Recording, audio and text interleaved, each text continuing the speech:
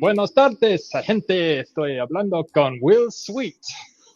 Um, What's going on? thank, thanks for hanging in there with me today. This has been a long, fun conference, but I'm hungry for lunch and I need to do that. Well, I'm happy to introduce Will Sweet, Head of Product Experience at Datafold. He is also an OA Club community member where early on in the coffee, every other Friday, we have what is called, actually, why don't you tell us what, Will, like you've been there, how do you describe coffee chats?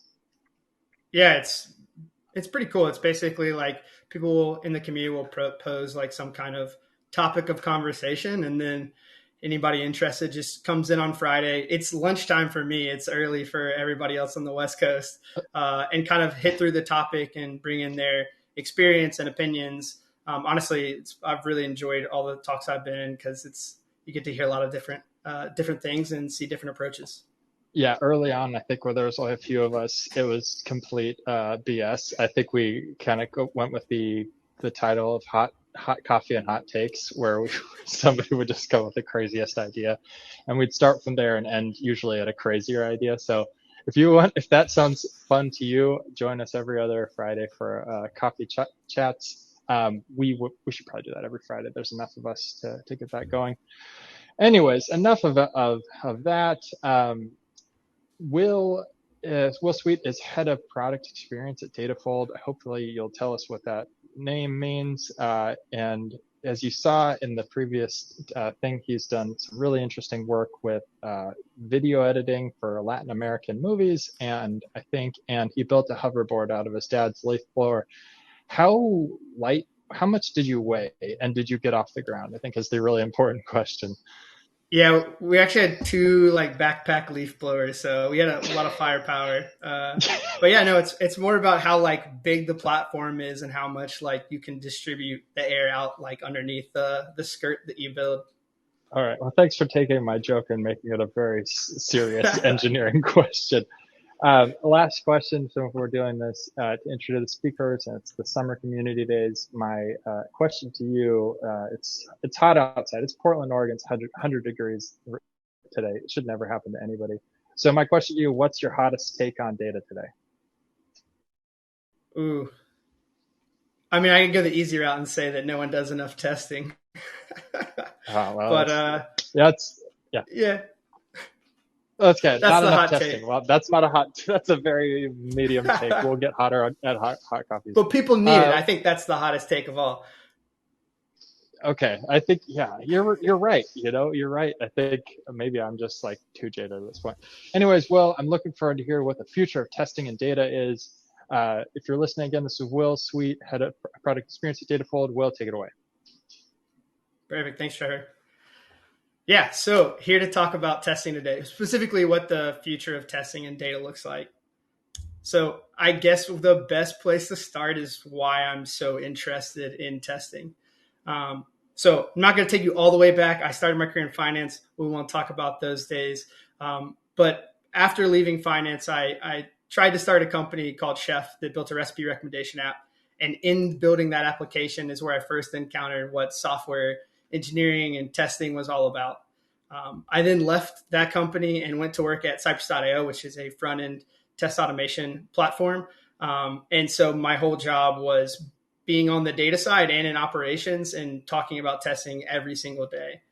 Uh, and then I ended up leaving that to come to Datafold because I saw the things that we were talking about every day for software testing and data. Data just wasn't quite at the same place software engineering was.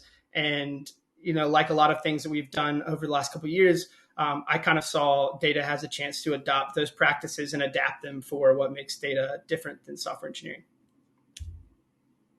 So we'll start with the big question, why test? So this is the classic example. The CEO sends you an email and says, revenue looks soft. Please advise ASAP. This came from Ben Stansel's Substack. But we've kind of gone beyond just this. Now it's our peers reaching out. It's finance, it's marketing, it's support, it's sales. And people are asking about all the things that we as a data team have built and like let other people see. It can be ticket prioritization. It can be lead scoring. It can be actually helping power emails or ad serving. So why now? So we got a pretty good understanding of why we should test. It's people see stuff and it's broken. That's not really good. I think we all get that. But why is now different than the last number of years? Well, for one, there's basically 2 eras for every data team. So the push era is where supply exceeds demand. This means that we are building things and we're pushing them out to other teams, and maybe those other teams don't really care for it or don't see the value in it, and we're still trying to get people bought in. At this phase, we're focused solely on acquisition. We want stakeholders to actually use what we're talking about. And quality is focused on retention. So therefore, quality isn't the most important thing. Actually, getting people to look at our stuff is super important. One of the other things about this is that if you don't have an audience, if you don't have anyone actually looking at what you're building, then there's no one to tell you that you're wrong. And I think it's really easy to overestimate that. I send something out, put a ton of time into it. It's got to be perfect. And when no one reaches out to tell us otherwise, we just assume that we're right. But ultimately, that could just be because there's no one there. And then you have the pull era. This is where demand is greater than supply, and people are actively pulling analysis out of us. From a supply side, considerations include having our focus spread too much. We are trying to service marketing and support and sales and all these other teams, finance, and we end up focusing on a lot of different things. So our attention is spread pretty thin. And we have to actually automate things to actually be able to handle all that demand. From the demand side, we do now have that audience. We do have people who see what we're putting out there and notice when it's wrong. People who are arguably more in the know about what they're looking at than we are, because this is what they do. If it's finance, this is what they see every day, and they can have that intuition to know when something looks wrong. And when we have an audience, retention becomes important, which means testing and quality becomes important. And trust is a commodity. We trade this trust every time we ask for someone to trust what we're doing, but we have to earn that. And so once we have someone actually using our stuff to retain that trust, retain that commodity, we have to keep supplying things that they'll enjoy looking at and actually see value in. So while we as a whole industry of data have gone from push to pull, this is not just something that happens once. It's actually a cycle that we see over and over again. New data team created, you're kind of pushing out onto the whole organization. If you have a new stakeholder, a lot of times you have to push to the new stakeholder as well. And if you have new tooling like reverse ETL, you get the chance to push data into places you never would see before. And then eventually people start to pull that. They want more and more of it. We tend to iterate through this multiple times as each of these things occur. And the amount of time we spend in push versus pull changes over time. The more you get into pull mode, the less likely you have to push necessarily the next time a new stakeholder comes in, because all your other stakeholders will be advocating for them to also trust you and pull from your analysis. So now we've kind of talked about the why you should test, the why it's important now, but let's look at the ideal state.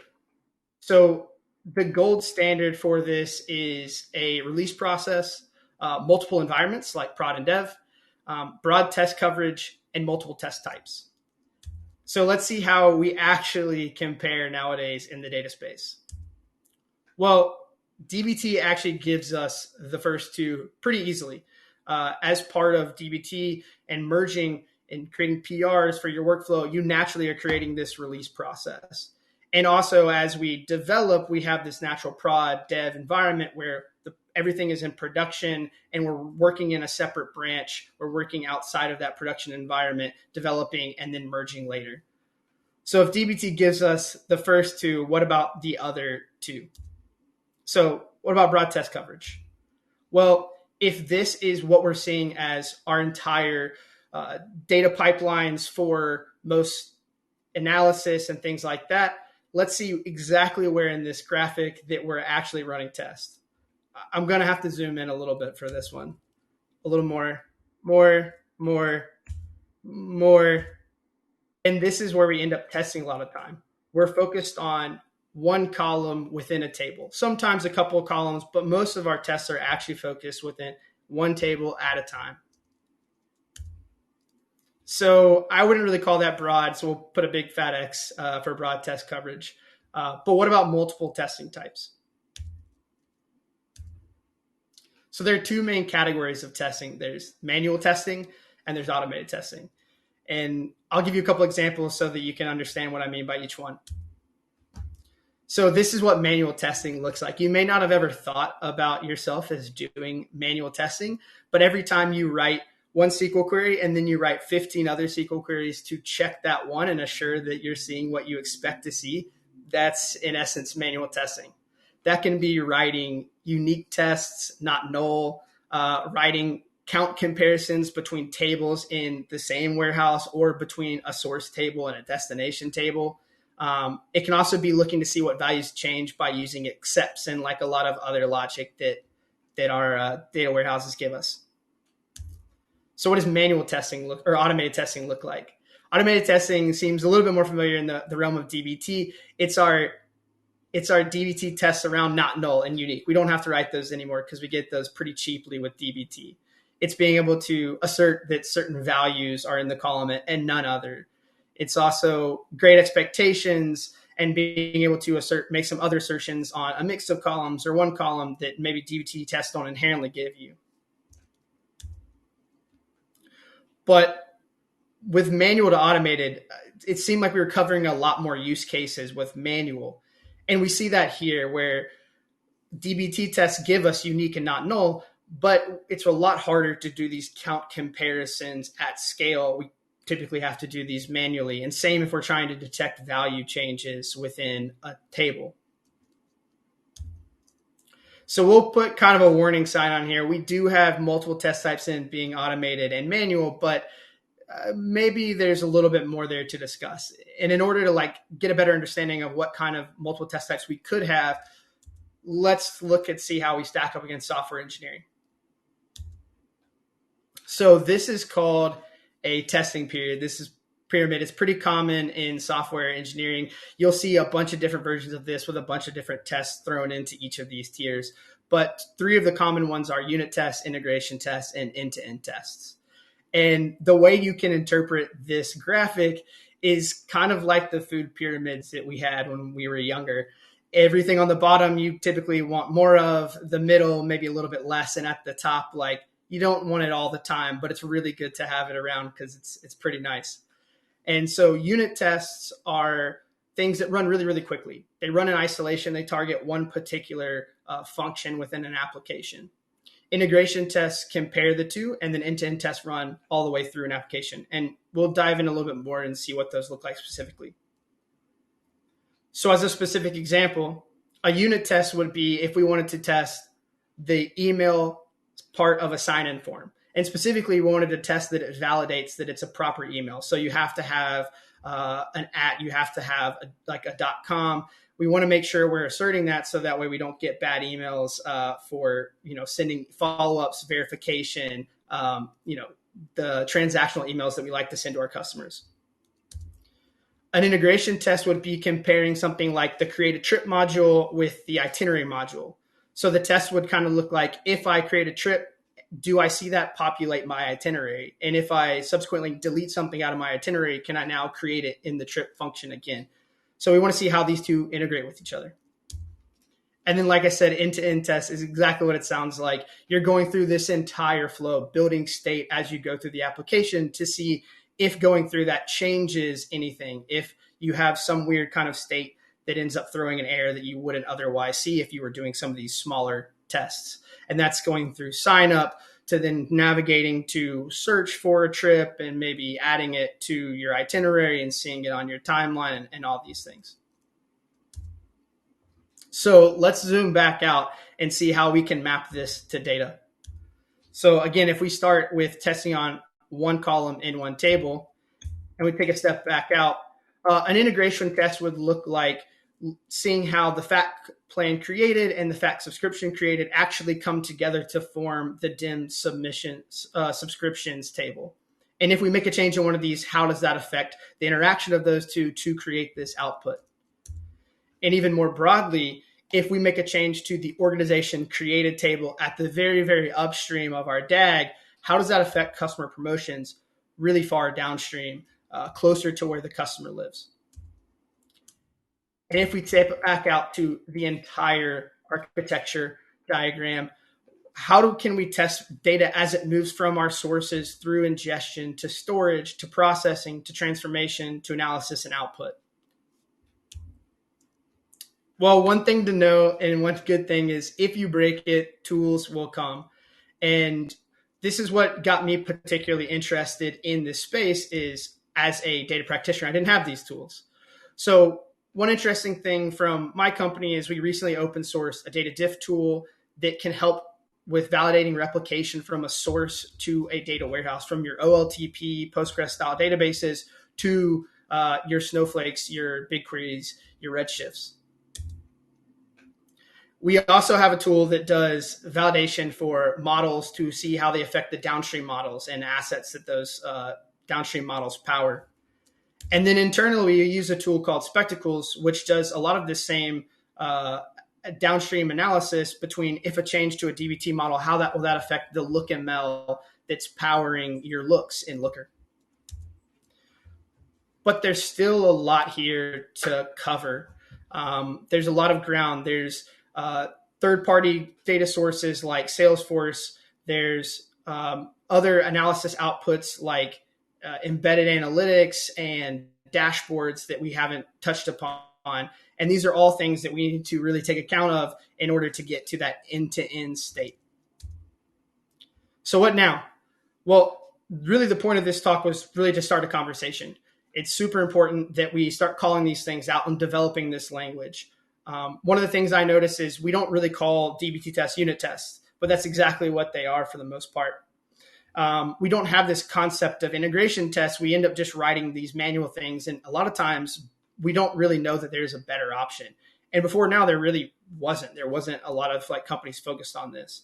I think it's important to start talking about these things, elevating these issues that we have with quality and talking about more actionable solutions, navigating from what we're doing manually and trying to come up with a way to automate that.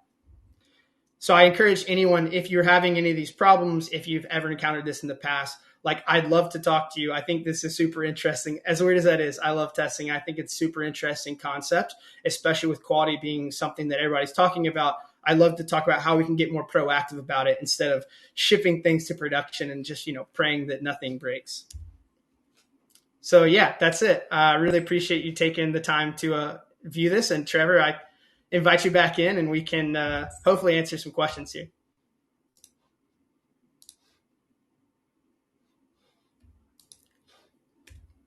Got you on mute. Thanks for calling me onto the stage. I just took a big bite of tom kha soup and I just inhaled it. So give me a second here. We have a few minutes to chat. Why was your talk so funny? You were laughing the whole time. What happened? Why is it funny?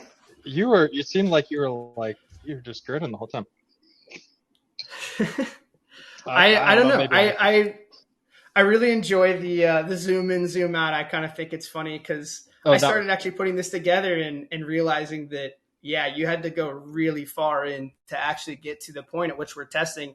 And I think when you put it in that context, it is a little bit laughable as people who are so data driven. It's really interesting to see that we haven't really had the tools to actually put a lot of this stuff in action as easily as we want to. Absolutely. So we have a poll running right now based on my best attempt at capturing Will's chat.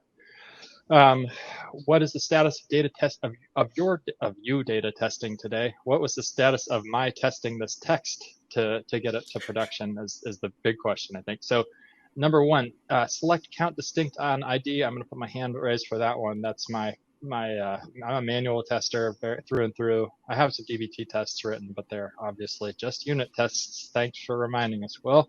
The second option is automated up and downstream, which sadly looks like the people who are voting for the other options might want to go chat with Will. The other option is this a test? Somebody answered yes to that, and two people learned about testing today. So you're doing your work. You're doing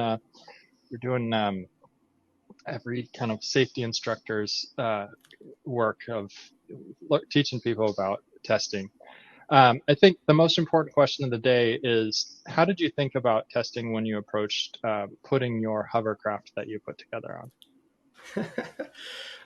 That one was a little more just ship it and pray that it doesn't break and I don't break my dad's leaf blowers because, yeah, backpack leaf blowers are not very cheap. Okay, awesome. So, gosh, like I got, uh, what level do you find that like um, most people are having like the tests kind of like tests would save their butts more frequently at the unit level, at the system level? How do you think about that? Yeah, I think it's mostly like at that integration piece. I really do think like at the unit level, DBT has given us a lot of these great tests and great expectations, and the DBT like plugin for that allow us to cover a lot of these like, I want this column to have these values. I want to make sure this is unique and not null. But when it comes to like integration tests, this is like the workflow part of it. It's the things where if I'm working upstream and I'm working on a table and I'm adding a new category to that table, like I already have categories, I have two, maybe I'm adding three more because sales wants to talk about these categories more broadly, marketing wants to talk about these categories more broadly. It's really hard to know what the downstream effect of that is. And in some cases, we've seen where you might have a downstream effect that you have hard coded based off of the current values in that categorization. And we're sending emails to customers, and all of a sudden now customers who fall into these new categories aren't getting any emails because it was hard coded. Mm, Why would we ever know that? And it sits hmm. maybe one, two, three tables downstream. And it's really Yeah. just when you're reviewing PRs, and this is something I first encountered when I hired a team, is like reviewing PRs was super, super daunting because I can look at SQL and say, yeah, this SQL is not going to break anything. Like I'm pretty Right. confident in that. But Yeah. in order to actually like get full confidence before I ship it, I got to spin up the whole environment and look through all the downstream tables that were materialized. And people just don't necessarily have the time to do that. Right. Yeah. Man, that is a so sad but true. Okay, so well, we have the bulk of the people who voted in this are at the select count distinct ID a level of testing. What is the next, what's the best step for them to take to kind of level up their testing game? Yeah, I think one of the first places to start is, well, there's two. One is being conscious of all the downstream people saying, "Hey, this isn't working." I think keeping track of stuff that's broken can help you figure out where to start fixing things proactively in the future. Sure. Right? Someone says Yeah. this dashboard looks broken. You take the time to drill up, find the table that's affected, and make a change there. I think tracking that is super useful because it kind of helps you justify spending the time at the outset to do a little bit Hmm. more work. I think the other piece is being conscious of, as you do write some of these manual tests, like what kind of logic are you creating? And is there another solution out there to handle it? And I think like, again, like us at Datafold, we're really focused on this integration piece and seeing how these things affect downstream. We do this automatically when you merge PRs. So that way we know for certain what's going to affect and we can immediately jump and see all that.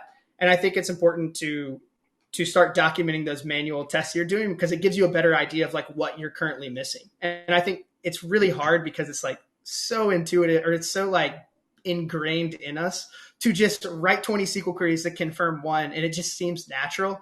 But I guess like why I'm here is to say there is a better way.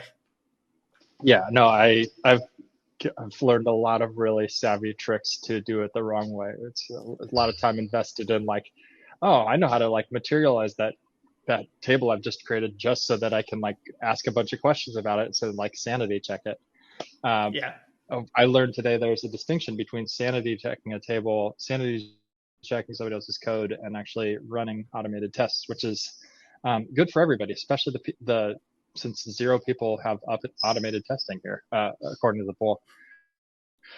Um, if if you were to give one piece of advice to, this is such a lame question.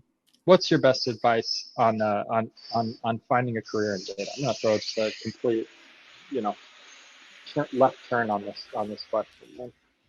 Yeah. No, it's a really good question. I mean, I really struggled to break in from having a finance background into like technology because I I was using Python all the time. Like personally, the bank wouldn't let me do it, so I didn't have any projects that I could point to. So what I turned to is like I started looking at job descriptions of jobs that I thought I might want, and starting to look at like the technologies that were asked of in that job description. And then I started to go learn those and put together projects to find like out how to learn about it, how to actually talk about it, and then I could actually go into some of interviews and say, hey, like here's what I know. I think that's probably the best piece of advice because it's a little bit hard because like if you look at data science, it's like super broad and you can see a lot of different tools.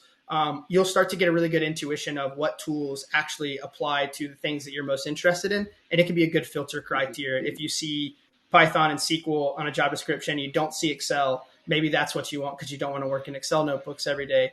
So it's a really good way to like actually filter out and hone your skills at the same time. Yeah, I mean it's kind of funny how similar your advice is to approaching finding out what tests you should be paying attention to. Like, what's the things that are breaking? Like, wow, how is that going to break my interview process? How's that going to break my resume? A very similar similar approach. I think that's great advice if you have the if you have the man. I just like look back like I wish I would have done that. I feel like I just like kind of like did whatever I could rather than being really thoughtful about it up front, which probably also describes my approach to testing too.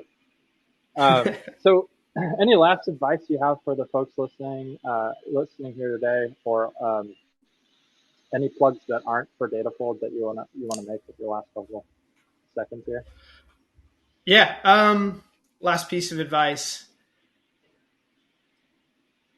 Yeah, I would say like when you do get involved in testing, it's important not to just throw everything at it to start with. It's important to be like super focused on what gets you where you need to go. So if you're pushing analysis out, it's probably better to get that analysis in front of someone and get their feedback rather than actually throwing all the unit tests, all the integration tests, all the end-to-end tests onto something and really slowing down the process.